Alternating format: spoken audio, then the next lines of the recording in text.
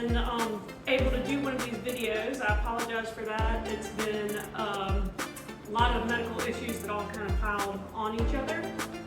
Alright, but I'm back now, just in time for summer and Memorial Day. And so I'm making one of my favorite summer side dishes this morning that is baked beans, okay? A couple things that I'm gonna do because of allergies that I wouldn't be doing if we didn't have some allergies in the family is I'm gonna use just regular beans. I'll use some Bush's grilling beans, and I'm gonna use some black beans and pinto beans due to a pork allergy. And if that wasn't in the family, then I would be using Van Camp's pork and beans, about 6 to 8 cans of the Van Camp's pork and beans. And if I didn't have the beef allergy, I'm using ground turkey, right? But because of a beef pork allergy, if I didn't have that in the family, I would be using ground beef or ground sausage, right? Ground pork sausage. So either of those, I'm just letting you know a couple of my substitutions. First step in making baked beans is going to be to brown your meat along with some onion, bell pepper, and minced garlic. Okay, so I'm going to start by just cutting up my onion and my bell pepper, and then we'll start browning the meat.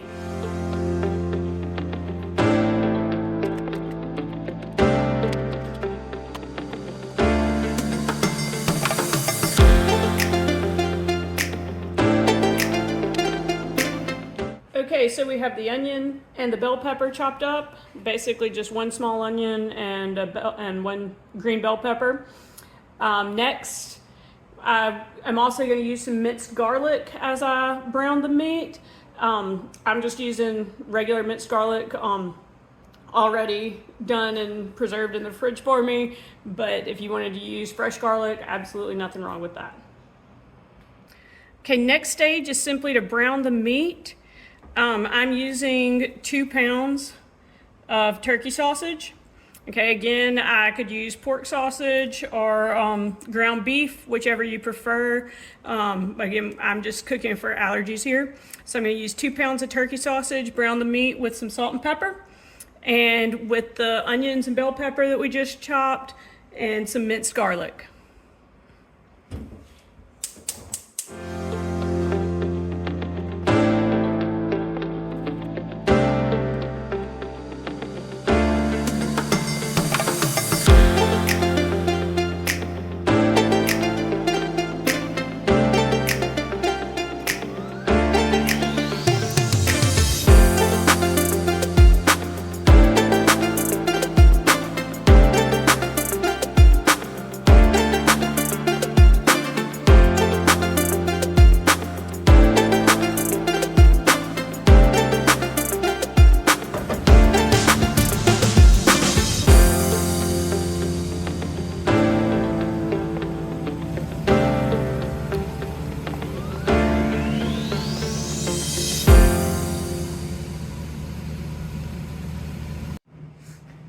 Okay, so here comes the fun part, and it's just the assembly of the baked beans.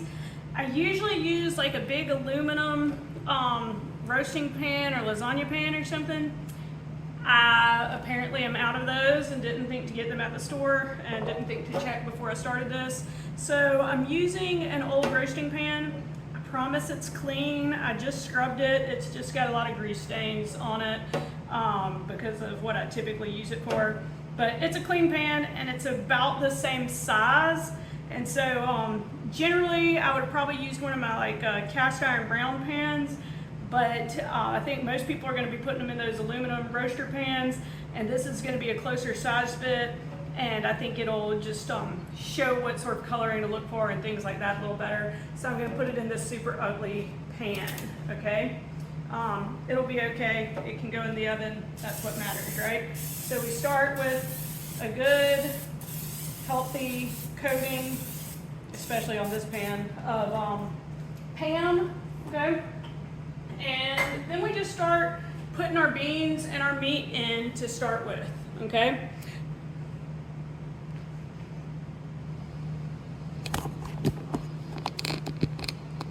Okay, so again, I'm gonna start with these beans that I like, and I have some more if I need them, okay? But I typically use black beans, pinto beans, that type of stuff for mine.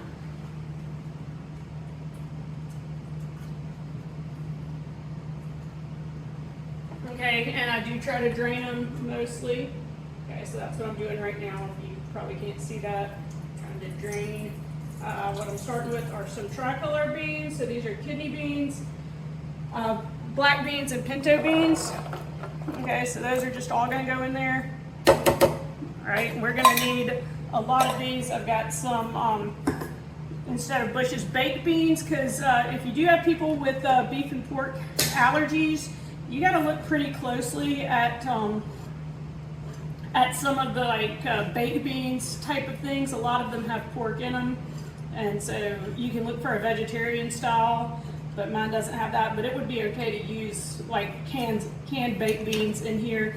For these grilling beans, I think it's supposed to have some of the sauce in there because the sauce there kind of like baked beans, right? So we're not gonna drain the grilling beans. Okay, so I'm gonna use 2 cans. And again, I have more. This is a pretty big pan. But again, this is closer to the size that I was going for with, you know, thinking of big family get-togethers, Memorial Day.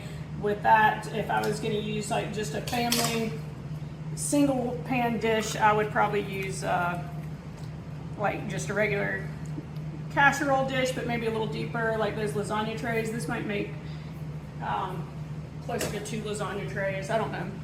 I have a big family when I cook, and so I'm usually making baked beans for a lot of people, right? So let's slide this on in here.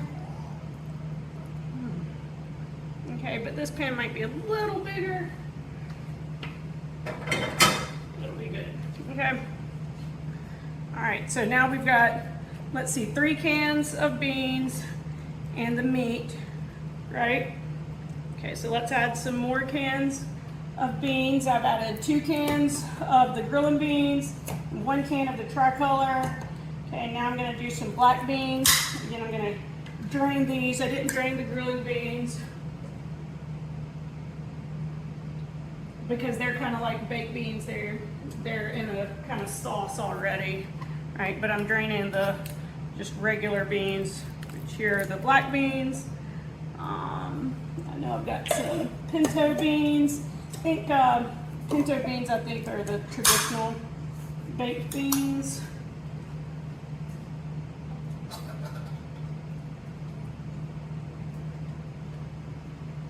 And like I said, if you're not worried about allergies, then I think the traditional recipe that I kind of adapted this for used 6 to 8 cans of Van Camp's pork and beans, okay? And you would not need to drain those, I don't believe, because they're gonna have the flavors and all inside the sauce like the grilling beans. I'm gonna grab another can of pinto beans to put in here.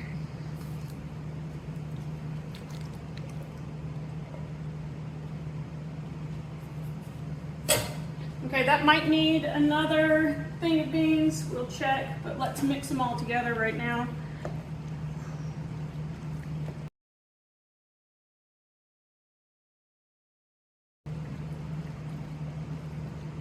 Yeah, so that's essentially 6 cans for 2 pounds of meat right now. I like my baked beans to have a lot of beans in them, so I'm gonna add at least another can of grilling beans and maybe more. Let's see what that's gonna look like. Another can of the grilling beans.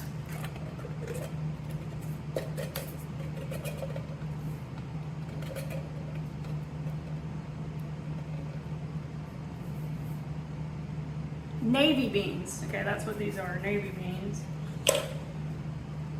And do another can of, we'll go with the black beans. beans because they're right here.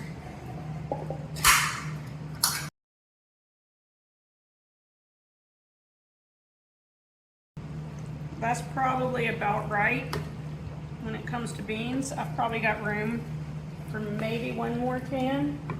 All right, so I would say if you were cooking for like not a get together, again, I'm thinking Memorial Day is coming up, probably cooking for a lot of people.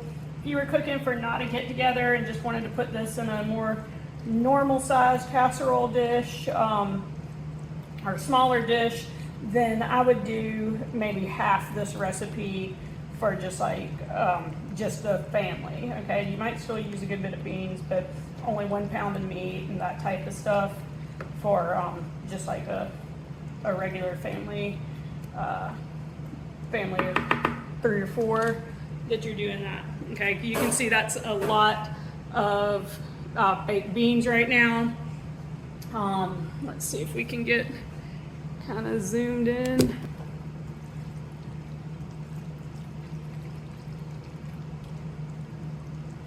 Okay, and that is probably enough. Just depending on what you like. If you you could add maybe 1 more can of beans if you wanted.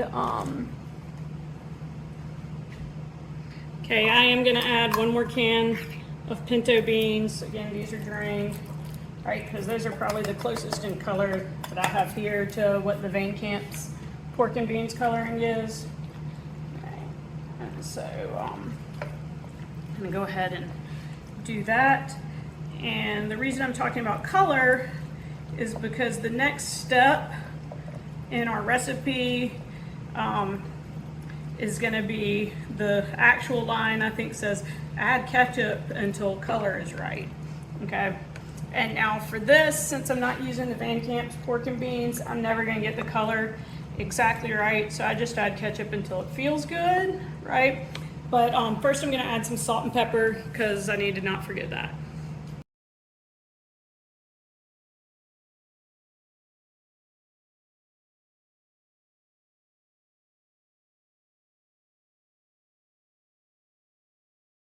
Very hearty, healthy beans. Yeah, hearty beans and fairly healthy, especially with the turkey instead of pork and everything. The next step was to add ketchup until the color is right. And like I said, for us, without the Van Camp's pork and beans, we're not going to quite ever get to the color with all those same black beans and stuff in there that kind of color it a little bit more. But I know about how much ketchup to add, and so I'm just going to add like a layer of ketchup. And the ketchup adds a little sweetness to this too. Okay, ketchup's full of sugar, right? So we're going to just kind of give it a good coating of ketchup. All right, so just a nice kind of layer there.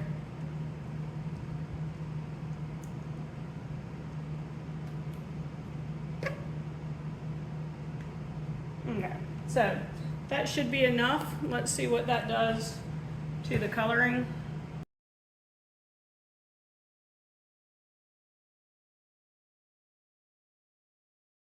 We'll add just a tad more now that that's all mixed in.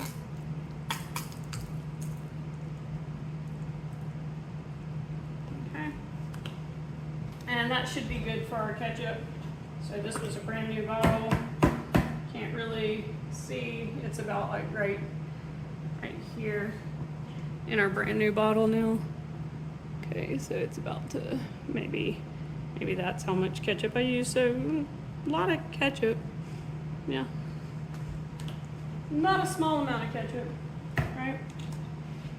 But again, this is a lot of baked beans too. Obviously you wouldn't use that much ketchup if we were doing a smaller tray of them. This is a good size to bring to like a family get together over the summer, right? Which is, again, that's why I wanted to kind of get this out at the start of the summer. It's a great Memorial Day dish and things like that. Okay, so next again, add a little more salt and pepper. Salt, salt, salt. Pepper, pepper, pepper. All right, a little more salt and pepper. And we can add some barbecue sauce for good measure. All right, barbecue sauce is always delicious. Okay. Now this was not, it'll help with that color too, right? Barbecue sauce was not unopened when I got it. All right, so there's the barbecue sauce and a little bit of brown sugar. Yeah, we just made these unhealthy, didn't we? This is not a health food channel. I don't think I can repeat that enough. This is not a health food channel, right? I might every now and again make some things that happen to be healthy, but that's not really my intent. My intent is tasty. Okay. All right. So got some brown sugar, clean hands, and just put a nice little coating. So anything with tomatoes and stuff in it, which not that this, I mean, it's got, ketchup doesn't count because ketchup's already got sugar in it, but baked beans are supposed to be a little sweet and savory. But anything that, like spaghetti and stuff like that, whenever you're doing stuff with tomatoes, trick of the trade is to add a little bit of sugar in there. I think it's to kind of neutralize some of the acidity of the tomatoes, something like that. It's a well-known trick, right? This is just because they're baked beans and brown sugar goes well with baked beans. All right, so we just put a nice little layer of brown sugar.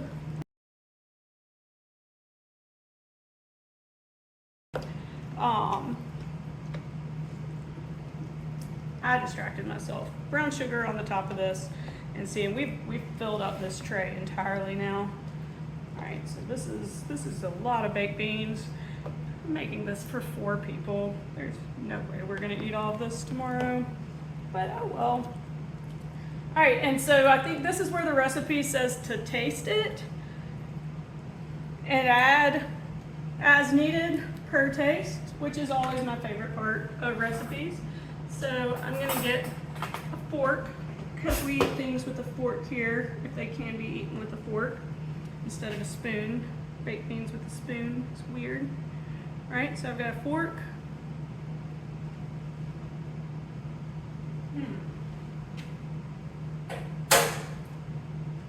That flavor's pretty good.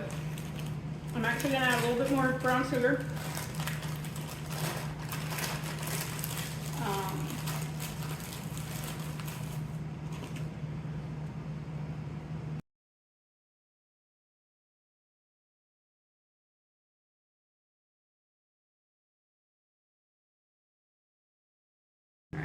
We just add some more salt and pepper and brown sugar. Why not barbecue sauce too? It's all delicious, right? You know I don't like to measure things. You know there's no measurements even with my recipe here.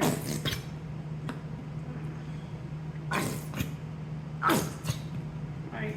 Do you like to taste things though? Alright, so there's, that will probably be just about right. It's not like I have a whole ton more room to add anything in here anyway, right? Now, if I were as much as this made, I would probably use maybe a little bit more of the bell pepper, because I really like bell pepper and onion.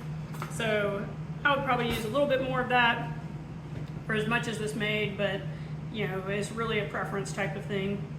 Okay, so let's check here.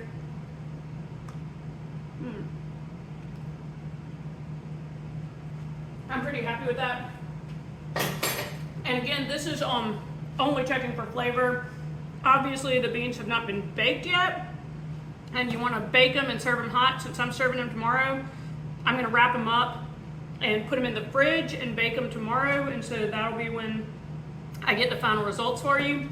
Again, if I was not cooking for allergies, pretty common to see bacon laid across it on the top and for it to be cooked with bacon covering it, and that would be really good, but I'm not using turkey bacon because turkey sausage I can do, turkey bacon not so much. All right, so I'm not going to use turkey bacon here, but if I didn't have that allergy that I was cooking for, I would use, might use bacon strips just over the top of it. That's a pretty common way to see it and to serve it. But again, I'm just gonna wrap this up and refrigerate it. Okay, I'm about to put these in an oven preheated at 350. As big as this is, it's gonna take at least an hour, probably a little longer for these to bake. They just need to get kind of bubbly. I'm gonna start them with tinfoil on, but I will take the tinfoil off at some point intermittently. Okay, it's been in just a little over an hour, about an hour and 10 minutes. I'm about to take the tinfoil off. Okay, and it's really bubbling up there on the sides, but I'm gonna let it go a little bit longer. See if we can get some of that liquid off the top without it having the tinfoil on it. And I might bump it up a bit. All right, and I'm probably gonna let it go about another 20 minutes. And again, that's just because this is such a big pan. It was in there about an hour and 10 minutes earlier, so about another 20 minutes uncovered. And then we'll see what it looks like then. Okay, they've been in another 20 minutes uncovered. It's okay to cook them a good bit longer uncovered too, and then you can get like a little bit of a crispy exterior that way. But these are bubbling and they're hot, and I need to use the oven for other things. So we're gonna call it good right here. And all you really gotta do is get them hot after you put them together.